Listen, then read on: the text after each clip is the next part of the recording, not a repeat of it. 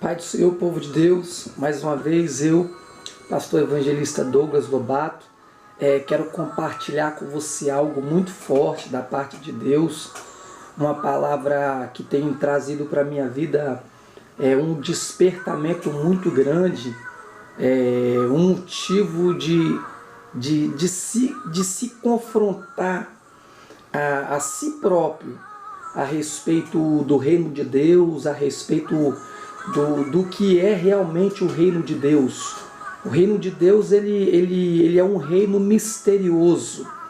E eu queria usar um termo não teológico, mas espiritual, para trazer uma explicação a respeito dessa questão muito séria que traz muito equívoco, né, para nós, servos de Deus. Essa palavra vai mexer com você hoje.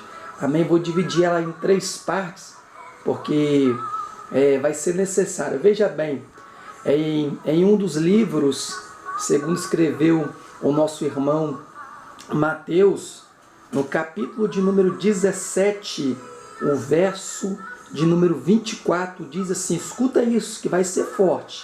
Diz assim, ó: e chegando eles a Cafarnaum, aproximou-se de Pedro os que cobravam as dracmas e disseram: o vosso mestre não paga as dracmas? Ou seja, Jesus, né? Porque ele chamava Rabi aquele que era mestre. Jesus era mestre, era Rabi, né? Eles disseram, ó, e disse ele, sim.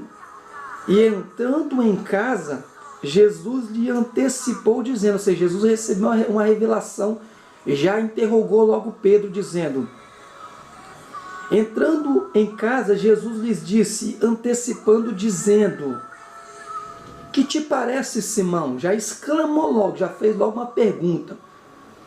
E ele disse, de quem cobram os reis da terra os tributos e os impostos? Pedro pergunta para Jesus, né? Dos seus filhos ou dos alheios? E disse-lhes Pedro, dos alheios. Disse-lhe Jesus, logo então, livres estais os filhos, né? Aí disse assim, mas para que os não escandalizemos, ou seja, Cristo dizendo para Pedro, já para que não eu, nem você escandalize os alheios, nós que somos filhos, vamos pagar os impostos, Ele falou dessa maneira. Jesus era terrível, irmão. Jesus era terrível nas suas palavras. Era autoridade e poder purinho, entendendo o mundo espiritual. Vou te falar o que é o mundo espiritual. Pega aí, segura aí. Aí ele disse assim, mas para que não escandalizemos, vai ao mar, lança o anzol, tira o primeiro peixe que subir e abre-lhe a boca, e encontrarás em ele uma estarte. Toma e dá por mim e por ti. Irmão, isso é muito sério. Como é que uma pessoa vai lá eu moro aqui na beira da praia, Jacaraí. Como é que eu vou aqui pela fé lançar uma palavra no mundo espiritual? Lançar uma palavra no reino espiritual, que não é físico, é metafísico, ou seja, ele é extra suficiente por um poder de existência, né?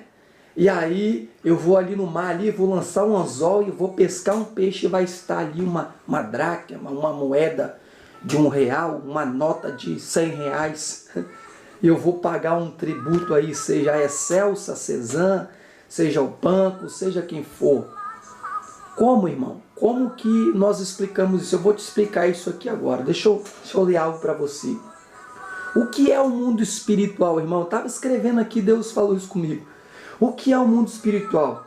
É uma condição misteriosa que nós humanos não entendemos e não assimilamos de maneira nenhuma. E é uma condição existente que tudo que é lançado nele é transformado por ele, porque ele é regido por um poder misterioso. Pensa nisso, irmão. O que é o mundo espiritual? É uma condição misteriosa que nós, seres humanos, eu e você, não conseguimos entender nem assimilamos. Ele é uma condição de existência que tudo que eu pego e eu lanço nele, ele a transforma, porque há um poder no mundo espiritual que rege isso, e ele acaba trazendo a existência. Você está entendendo essa palavra? É muito forte isso aqui, olha só. Por causa desse poder espiritual, vou te explicar agora, por causa desse poder espiritual, qualquer coisa que é lançado nele em uma condição que seja, ele pega essa palavra, essa atitude, essa condição e ele transforma ela no mesmo instante. Na mesma hora ele transforma. Você está entendendo? Por causa desse poder que rege o mundo espiritual. Você está entendendo? Então, há uma condição que sintetiza, que é o marco inicial do mundo espiritual. O que é? Qual é o nome que se dá? É a terra, irmãos. É a terra. Tudo que é físico, tudo que é terreno, está entendendo? Quando eu pego o que é físico, quando eu pego o que é invisível e eu lanço no mundo espiritual, automaticamente o poder que rege o mundo espiritual, na questão que eu não conheço, que eu não sei, que eu não tenho esse poder, o mundo espiritual, pelo poder que está regindo ele vai e transforma aquilo ali naquilo que precisa ser transformado. Foi o que Jesus estava falando com Pedro, foi o que Jesus estava explicando por Pedro quando os cobradores de impostos, né, vieram até ele e cobraram, né, os tributos que era necessário ser cobrado. Talvez estava cobrando a luz de Pedro, talvez estava cobrando a água de Pedro, talvez estava cobrando o imposto do barco que Pedro usava, eu não sei. Está entendendo? Mas alguma coisa estava cobrando Pedro naquele momento. E Pedro, sem condição, indagando aquela condição, disse: eu estou com Jesus, eu ando com Jesus, Jesus é meu mestre, eu preciso de cumprir com algum dever. Jesus foi lá e indagou a ele que ele tem que cumprir com o seu dever. Aí ele disse, em outra palavra, dá a César o que é de César e dá a Deus o que é de Deus. Quando você dá o que é de César, meu irmão, você está pagando aquilo que é uma responsabilidade sua pelo uso e pela condição que houve o desfrutar daquela situação, seja a sua luz, a sua água, o móvel que você comprou, a casa que você comprou, o compromisso que você fez de pagar, a parcela que você fez, tudo isso você tem que pagar. Independente do que você falou, você fez um trato, você assinou um termo, você tem que cumprir. Aí ele disse assim, e dá a Deus o que é de Deus. Aí você paga o que é de César, mas não paga o que é de Deus, que é o dízimo, que é a oferta alçada, né? Que é o sacrifício. Você não dá a Deus. Aí você não move o poder que rege um mundo espiritual, que é metafísico, que é invisível. Você não vê, mas você acredita, né? Carta do apóstolo Paulo aos Éfesos. Você está entendendo?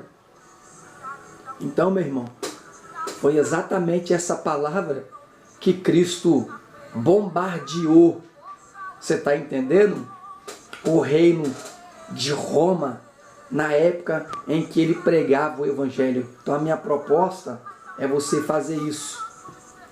Eu sei que o ser humano ele usa vários caminhos e meios em busca de respostas para resolver soluções de problemas que você tem. Eu tenho muitos problemas, eu acabei de resolver uma aqui agora. Lancei uma palavra no mundo espiritual. E confiei no poder que rege o mundo espiritual, que tem a capacidade, a influência Você está entendendo? De transformar aquela palavra, aquela atitude que eu lancei. Eu falo de oração, irmãos. Eu falo de fé. Bom e é você profetizar na vida de pessoas. Mas há momentos que você precisa de profetizar na sua própria vida. Você precisa de profetizar para você mesmo, para a sua própria casa, para o seu próprio relacionamento, para o seu próprio casamento, para o seu próprio ministério. Você precisa de profetizar para você mesmo. E Deus tem me ensinado isso. Então, eu quero esclarecer qual é a palavra que se dá para o mundo espiritual. Mistério. Palavra que sintetiza o mundo espiritual. Mistério. Qual é a condição que sintetiza a primeira coisa para mover o mundo espiritual? A terra. A terra. A terra é a palavra correta. Então, o mundo espiritual é uma nova consciência de existência.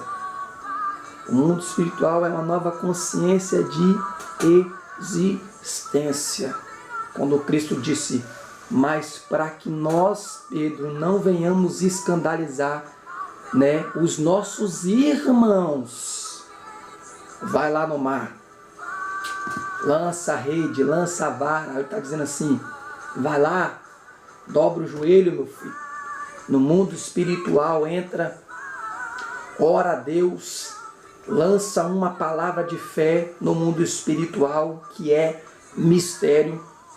Está dizendo: profetiza, profetiza, está entendendo o que você precisa, e aí você vai lá no mar, lança a rede, ou lança a vara, pega o primeiro peixe, fisga ele, abre a barriga dele, e quando você olhar dentro dele vai haver uma moeda, que ninguém vai saber como que ela apareceu ali, a não ser quem é aqueles que acreditam em conhecer o mundo espiritual, que é mistério, que tem o poder de transformar tudo que é lançado no mundo físico para o mundo espiritual e alcança o seu milagre. Aí você vai tomar posse da sua vitória, você vai tomar posse da resposta de Deus, vai tomar posse daquilo que Deus tem entregado nas suas mãos.